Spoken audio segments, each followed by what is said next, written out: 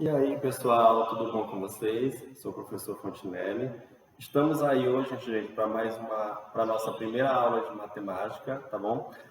Na aula de hoje, pessoal, nós vamos estudar alguns símbolos lógicos da representação de conjunto, tá bom? Como eu falei ontem para vocês, nós iríamos dar primeiro uma revisada na teoria dos conjuntos, que seriam os conjuntos naturais, inteiros, racionais, irracionais e reais, tá bom? Só que antes da gente ver realmente os conjuntos, nós precisamos ver, ou precisamos estudar logo, símbolos lógicos. Como vocês sabem, dentro da matemática existem vários tipos de simbologia, tá bom?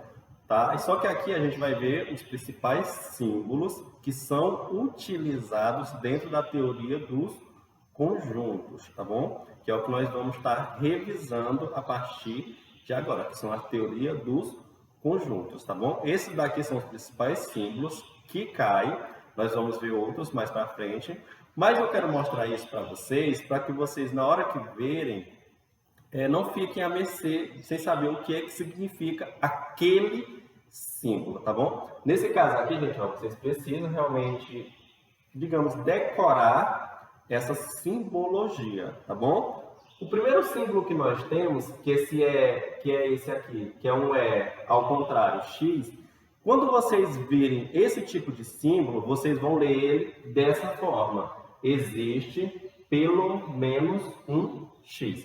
Assim, gente, uma dica que eu vou dar para vocês é que vocês escrevam toda essa aula que eu vou dar hoje no caderno de vocês, tá? A matemática não se aprende só olhando. Você tem que escrever, tá bom? Então, eu vou pedir para vocês que vocês escrevam isso aqui, toda essa aula e todas as outras aulas que eu vou dar para vocês no caderno, tá bom? Porque fica melhor de vocês entenderem e compreenderem a matéria, tá bom?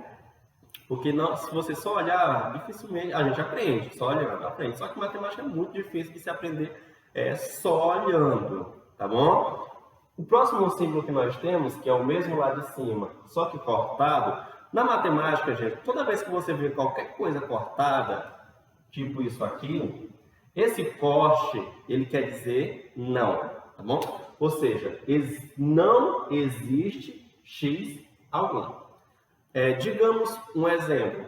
Aí eu vejo esse símbolo numa leitura e está escrito isso aqui. Isso quer dizer que não existe aquele tipo de símbolo, ou seja, aquele tipo de número. Não existe X algum. O próximo símbolo que nós temos, que é o Ezinho ao contrário, com uma barra do lado X, isso quer dizer que existe um único X. O próximo, que é esse aqui, que é o que a gente mais usa, o que nós iremos mais usar dentro da teoria dos conjuntos, que é um A ao contrário, que é no caso um A deitado, que significa que para todo X ou qualquer que seja X, tá bom? Esse próximo símbolo que nós temos é o símbolo de implica, o próximo é o de equivalente, e essa barrinha, que é o que mais a gente vai usar também, significa tal que. Pessoal, essa simbologia toda que eu mostrei aqui para vocês, eu vou estar explicando dentro da teoria dos conjuntos, tá? Mas primeiro eu quero que vocês saibam o que significa cada simbologia dessa, tá bom? Porque lá na teoria dos conjuntos vai estar o símbolo e eu vou fazer a leitura, para vocês não ficarem à mercê do que é aquilo, tá? Então, ó, existe pelo menos um X, não existe X algum, existe um único X, para todo X, ou qualquer que seja X, implica equivalente e tal que.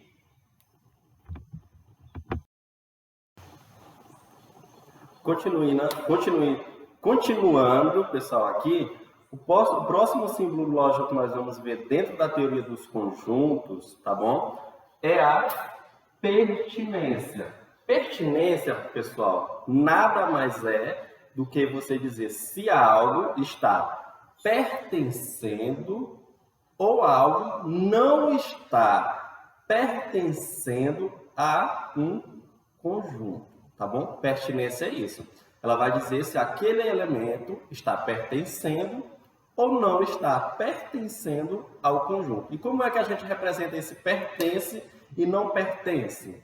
Utilizando esses símbolos lógicos aqui, ó, na matemática. Quando a gente vê isso aqui, ó, A, símbolo lógico, azão. Como é que a gente faz a leitura? Lê-se A pertence a A. Mas quem é esse A? A é isso aqui, pessoal. Ó. Isso aqui é um conjunto.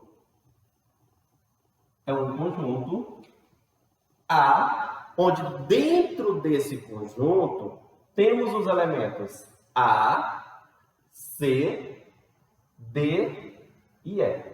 E esse B, ele está o quê? Ele está fora do conjunto. Por que eu sei que ele está fora do conjunto? Porque os elementos pertencentes ao conjunto A, eles ficam delimitados dentro de um círculo. Esse B, se vocês observarem, ele está fora do círculo. Se ele está fora do círculo, isso significa que ele não pertence a esse conjunto.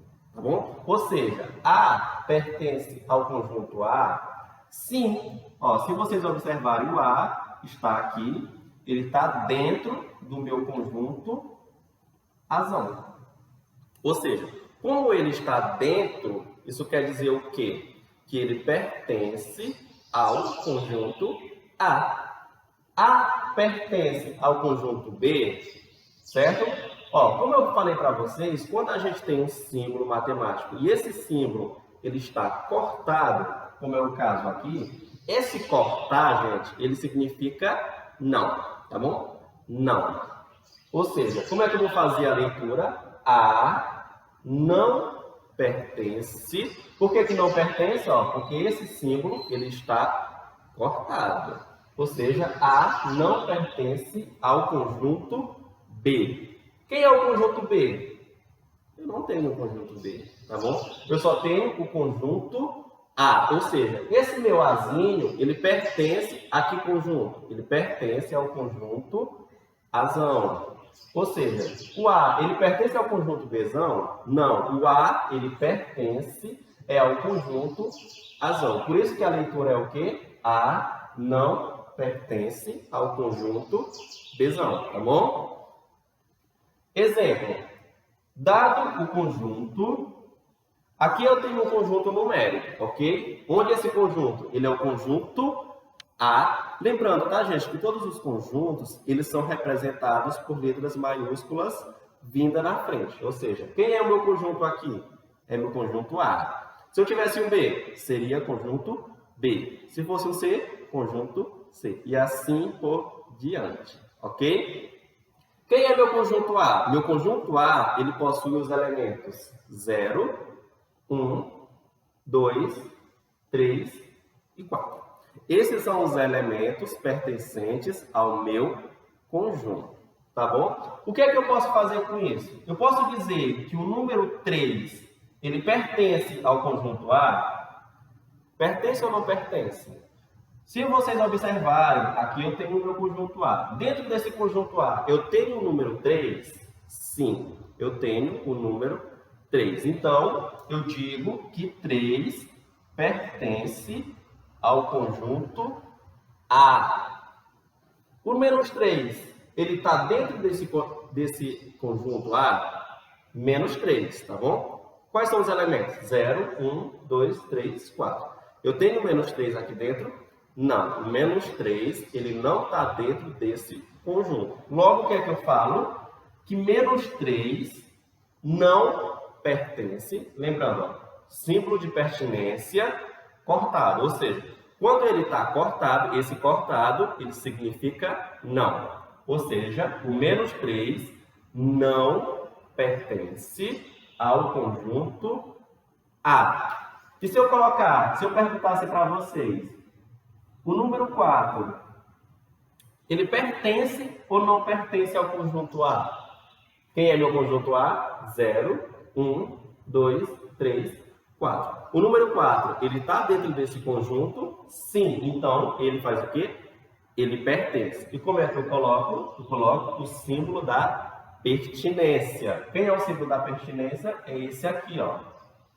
Ou seja, 4 pertence ao conjunto A. E se eu colocasse para vocês o número 5? O número 5, ele pertence a esse conjunto?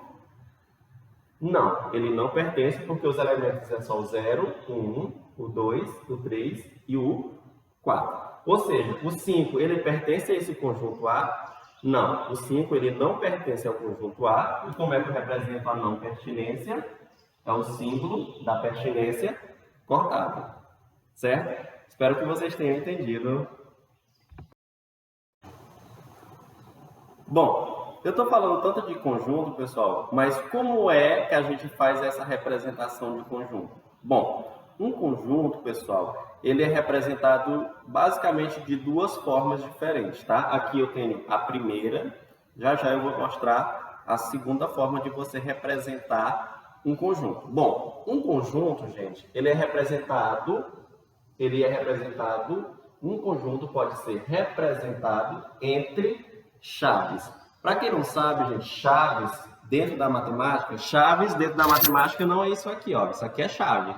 Mas dentro da matemática, chaves é esse símbolo lógico aqui, ó. Isso aqui chama-se chaves dentro da matemática, tá bom? Isso aqui é uma chaves, ok? Todos os conjuntos, quando eles são representados dessa forma, com a utilização de chaves, todos os elementos eles têm que ficarem aqui dentro, ó, dentro das chaves, tá bom? E os conjuntos, eles são explícitos, ou seja, eles são representados por letras maiúsculas, tá bom, gente? Toda vez que você for representar um conjunto, vocês jamais poderão representar esse conjunto, por exemplo, aqui, ó, aqui fora está representado um conjunto. Essa representação de conjunto aqui, ela jamais pode ser feita por letras minúsculas, tá bom? Sempre serão letras maiúsculas, tá bom? Eu coloquei alguns exemplos para vocês observarem, ó. Aqui eu tenho um conjunto A. Observe que esse conjunto A, ó, representado por uma letra maiúscula, o A maiúsculo, no qual eu tenho esses elementos. Observe que todos os elementos eles estão dentro das chaves, tá? Dentro do conjunto é isso, os elementos eles ficam localizados dentro das chaves, ok? E quais são os elementos pertencentes a esse conjunto? A, E, I, O, U, ou seja, aqui nós temos as nossas vogais do nosso alfabeto, ok? Eu também coloquei a representação de um conjunto B. Observe que o B ele é maiúsculo, porque todo conjunto ele é representado por letra maiúscula, ok? E quais são os elementos pertencentes a esse conjunto? Quando eu falo elemento, pessoal, tudo aquilo que está dentro das chaves, tá bom? Tudo aquilo que está dentro das chaves eu chamo de elemento do conjunto, ou elemento pertencente àquele conjunto, como nós vimos lá anteriormente, a pertinência. Ou seja, quais são os elementos que pertencem a esse conjunto? No caso, quem é o conjunto? Conjunto B. É 2, 3, 5, 7, 3 pontinhos. Esses 3 pontinhos, gente, dentro da matemática, ele representa continuidade. Ou seja, se é continuidade, isso quer dizer que esses elementos acabaram aqui no 7? Não. Isso quer dizer que eles continuam, tá bom? Esses 3 pontinhos, eles representam justamente isso, continuidade. Se eu fosse continuar, aqui eu observo que eu tenho os números primos, que é o 2, 3, 5, 7. Todos eles são números primos. Se eu fosse continuar representando, qual é o próximo número primo depois do 7? 11, 13, 19 e assim sucessivamente. Aqui eu tenho outro conjunto, que no caso é o conjunto C, que dentro desse conjunto C, o que é que a gente tem? Ó, chaves. Lembrando que as chaves, elas delimitam o conjunto. E o que é que eu tenho aqui dentro? Cores da bandeira do Brasil. Eu posso representar esse conjunto diferente? Sim, eu posso representar esse conjunto C de outra forma também. Por exemplo, Se eu quisesse representar esse conjunto C colocando as cores, ou seja, cores da bandeira do Brasil, quais são elas? Verde, azul, amarelo e branco.